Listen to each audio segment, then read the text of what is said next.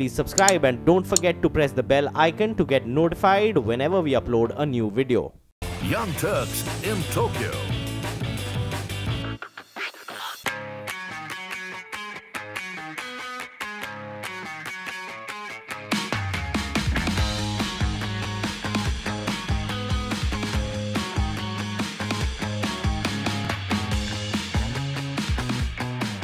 Hello and welcome to this very special edition of Young Turks that comes to you from Tokyo, a city where tradition and innovation run side by side. As the city gears up for Olympics 2020, it's also gearing up to make flying taxis a reality. Yes, you heard that right, flying taxis, courtesy Uber, the world's largest ride-sharing company. What's it gonna take? We'll tell you on the show today.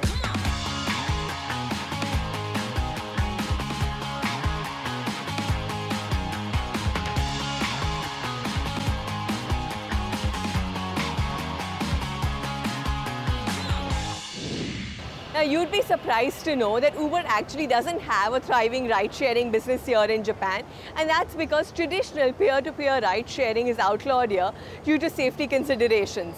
But Uber, being Uber, is always trying to hustle its way in, and under its new CEO, Dara Khosrowshahi, they are of course doing it by bringing government officials and regulators on board to make inroads. And it might very well be that the next time we are here in Japan, we might have to crane our necks up in the sky to understand what these inroads actually are. Tokyo is one of the world's most populous metropolitan areas with over 15.7 million people, and one that prides itself on an excellent public transport system that consists of expressways, bus services, a metro line, and road and water taxi services. And city authorities now want to take it to the next level with autonomous driving. Test an autonomous driving system to resolve taxi driver shortages. A consortium of heavyweights, including Toyota and Uber, have come together to work on self-driving for the city. But interestingly, as the city preps for Olympics 2020, Tokyo might sooner see air taxis than an autonomous road vehicle. Brooks Entwistle, Chief Business Officer International at Uber, tells us why sprawling, congested metropolises need this. We think about the entire spectrum of transportation and how we get our riders, in whatever form that is, across from point A to point B in the most efficient, safe, and best possible fashion. Elevate has a huge piece of that. If you think about cities that are sprawling, that have massive congestion, we may have one modality solution for the first part of the trip. You may have an Elevate solution for the big bulk of the trip, and then a final last mile modality solution as well. It could be on a bike, an e-scooter, e-bike, scooter, whatever it may be. And so there's a lot of opportunities around multimodality here. At the Uber Elevate Apac Summit in the city, Uber, which is now fashioning itself as a multimodal urban transportation provider and not just a ride-sharing taxi service, unveiled that the third city for the launch of Uber Air in 2020 might come from one of these 5 countries: Japan, France, Brazil, Australia and India. Trials are already underway in the US, in Dallas and Los Angeles, where Uber, along with aircraft manufacturers like Embraer, Bell and Boeing, to name a few, are turning this concept into a reality. But we've gotten ahead of ourselves here. Let's take a step back and understand what Uber Air is all about. Very simply, there are 4 components to Uber Air. First, this electric vertical takeoff and landing craft, or what is referred to as an eVTOL, that can seat up to 5 people. Second, the batteries and fast charging systems that will propel this craft.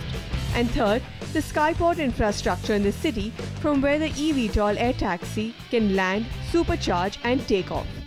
And the fourth, Uber's strong point, which is managing the entire network, demand and supply on ground and the air via an app.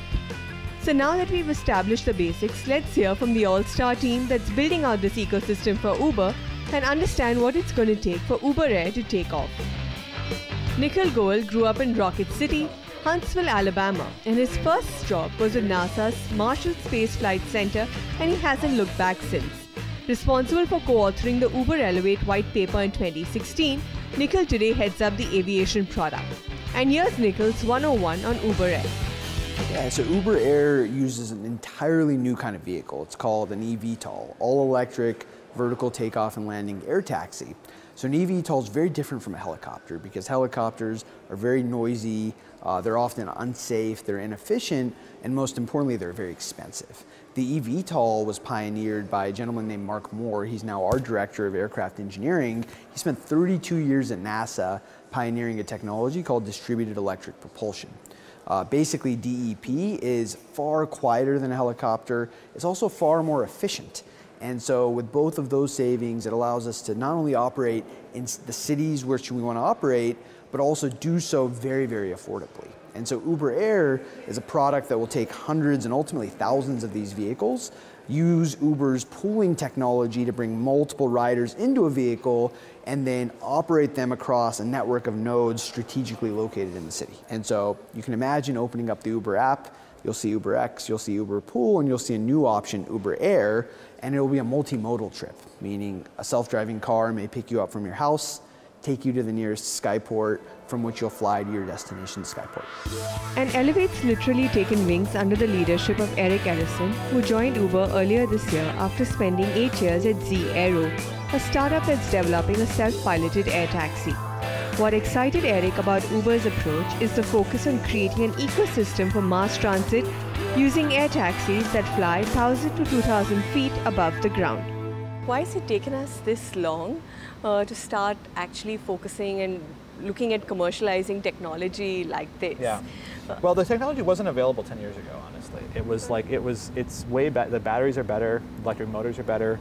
Now you can fly one of these on your cell phone. Like the computing power in your cell phone is more than enough to control one of these aircraft completely. And that just didn't exist previously. Okay. And it's so cheap now too, right? Yeah. So, chips are pennies, essentially.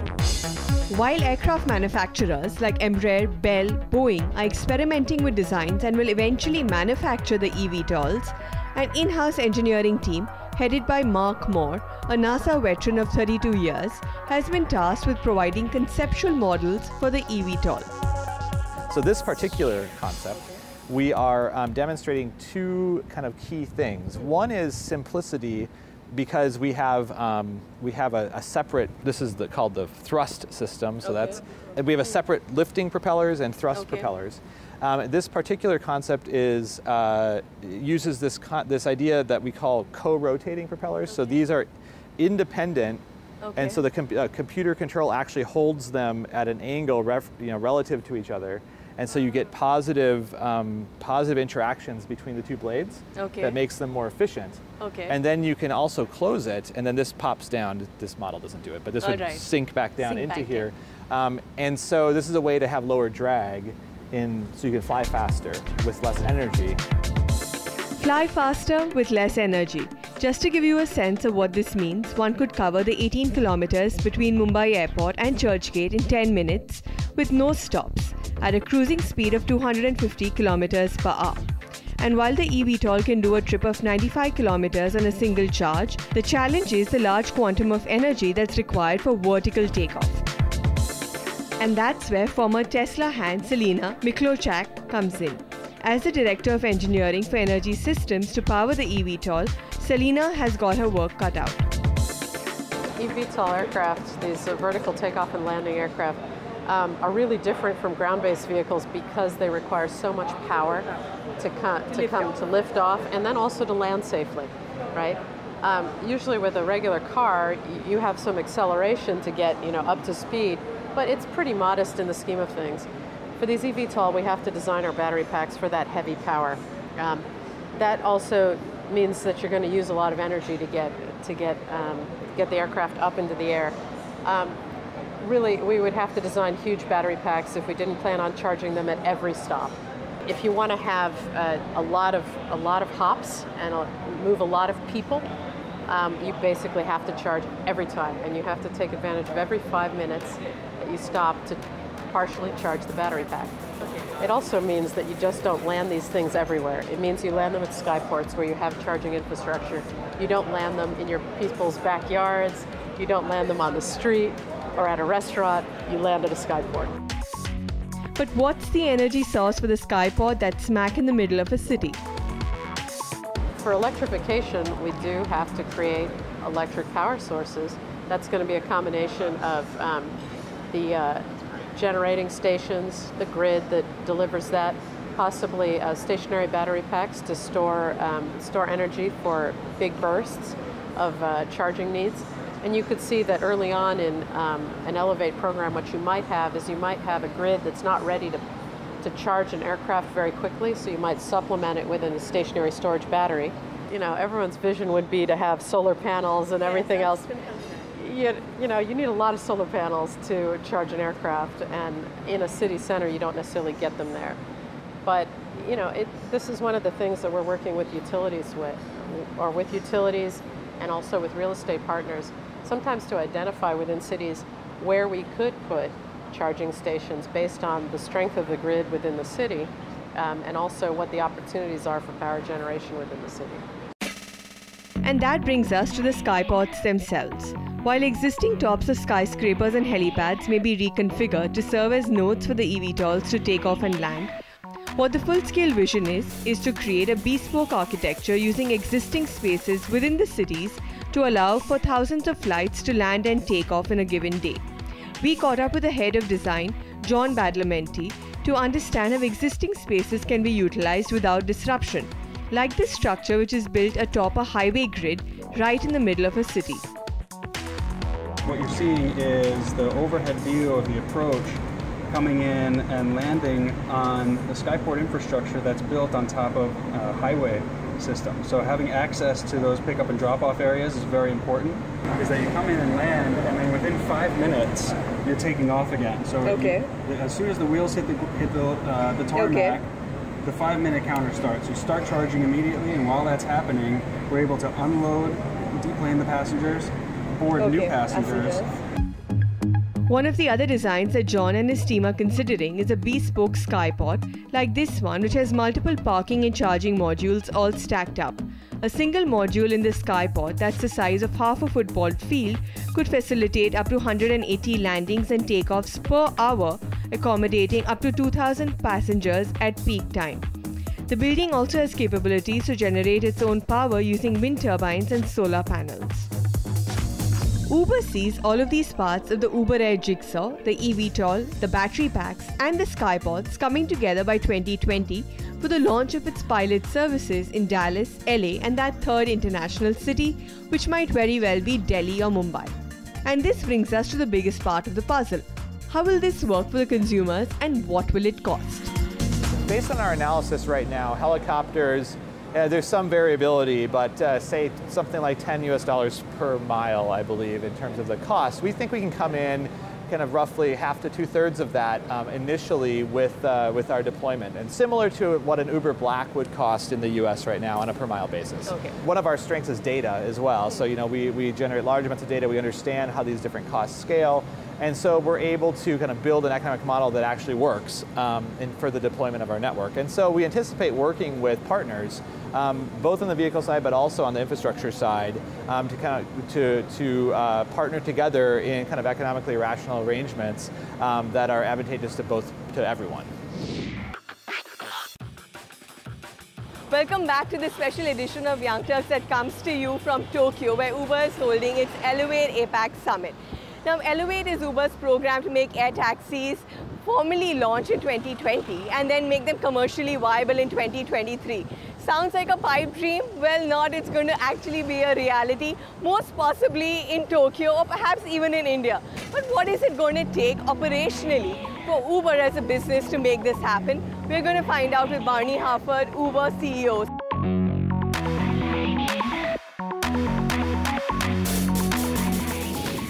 So at Uber, we have an expansive vision of the future, and we think about ourselves as a company that's focused on transportation as a service, transportation of things and of people. When it comes to the transportation of people, we have a broad vision for the way that different modalities can work together to transform the fabric of the cities that host us. And so, as you've seen, what we do with our core Uber ride-sharing product, as we've developed Uber Pool that gets multiple passengers into a vehicle to bring down price point, to reduce congestion and pollution. And what you're seeing today in terms of some of the new work that we're doing with electric bikes, with our work around scooters, there's so many different ways that we can help contribute to the future of transportation.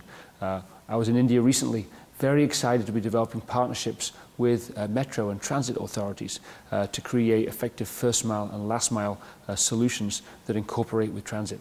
And now turn to Uber Air and what we're doing with Elevate.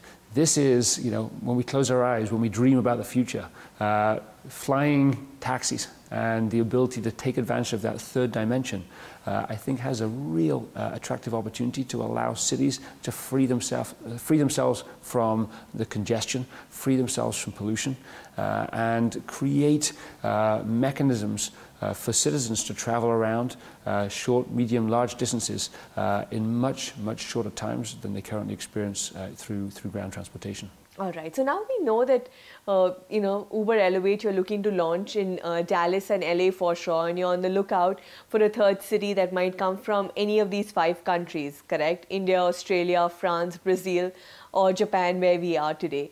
I want to try and understand what it's going to take to operationalize this service. Correct? In 2020, that's when you want to do it, 2 years from now, and then you want to make it commercially viable by 2023. Talk us through what it's going to take. Some of those strands of work involve the development of the vehicles themselves, and we are working with leading aircraft manufacturers around the world to work on that strand. But then there's also the strand of airspace management, and we're working to develop technologies to manage urban airspace for this entirely new category of urban aviation at scale. There is work to develop energy systems, in particular battery pack systems, that can allow for the appropriate level of density to power urban transportation, allows high utilization of the vehicles, so rapid charging of the vehicles when they're on the vertiport.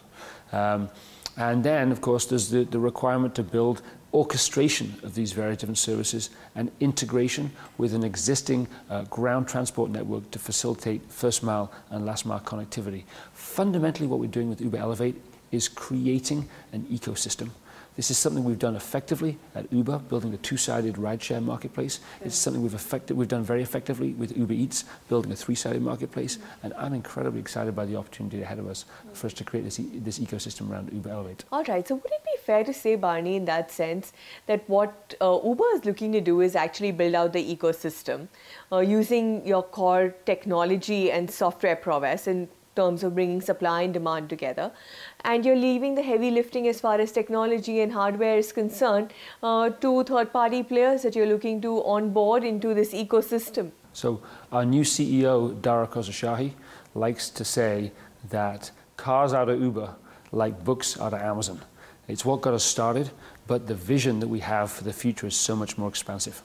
To be successful here, it's going to require many companies coming together, making substantial investments together with this common vision and mission of creating the future of urban aviation. The role that we play is at the center of that ecosystem, putting together the blueprint and ultimately bringing together supply and demand and using our network and the software that we use to power that network to create this new category. And we believe that the future of mobility as a service is going to be about that, bringing together these modes such that a rider is able to open the app and say, I want to go from here to here, press a button, and we will orchestrate those various different modalities to bring the most cost-effective, efficient, safe, and reliable experience to bear for that rider real time. Right, and we've seen you do this in America already, right? You've acquired a company called Jump that does bikes. You've invested in a company called Lime that does e-scooters. So that's first mile transit taken care of. Now, in this umbrella app that you want to build, what it will actually do is you will have to tie up with mass transit systems like you referred to in India, the Delhi Metro, for instance, or in San Francisco, the BART system. And that's going to actually take a lot in terms of Uber working very, very very closely with regulators, policymakers, governments at various levels. Are you ready for that? What are your teams on ground doing to make this happen? So look, I think the future of Uber is going to be very much based on the partnerships that we establish with the cities that host us, with governments, with regulators. And the teams that I'm responsible for, the teams that are on the ground around the world, are very much signed up to that mission. So Uber has operations in 78 countries. You visited 14 of those, and I'm assuming in each of those countries, you've had opportunities to talk to government officials at various levels.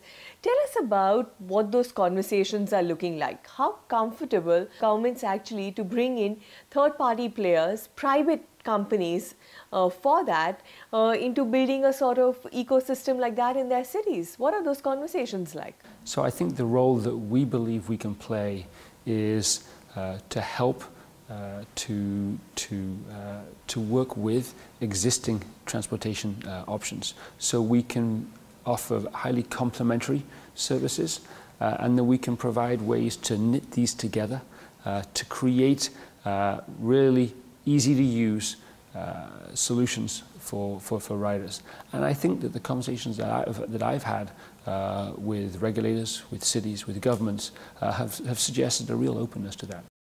Let's take this conversation then at a global level, and I'm going to read out some of the data points from your Q2 numbers that you put out. So loss stood at 891 million, down from about $1 billion last year. Your gross bookings were $12 billion, up 41% year on year, but your revenues are just at about 2.7 billion.